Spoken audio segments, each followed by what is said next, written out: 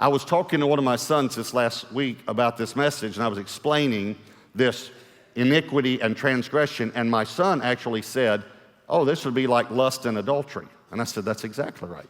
That is exactly the analogy that I want you to understand the truth.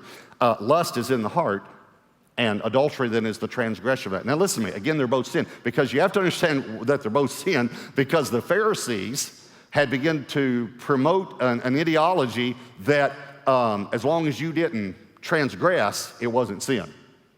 I mean, they'd come up with all these little teachings about it, actually.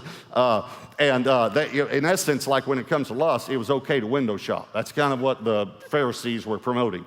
Jesus shows up on the scene and says, nope, it's not okay. And you remember in the Sermon on the Mount, he said, now, you know the law says not to transgress, not to commit adultery. But I say to you that if you lust in your heart, you've already committed adultery. If it's in your heart, you've already transgressed God's ways. And then he says, you know, you've heard not to murder. Don't transgress by murder. But I tell you, if you hate your brother, you've already murdered him. So he's trying to let them know, listen, iniquity is sin also. It's transgressing God's ways.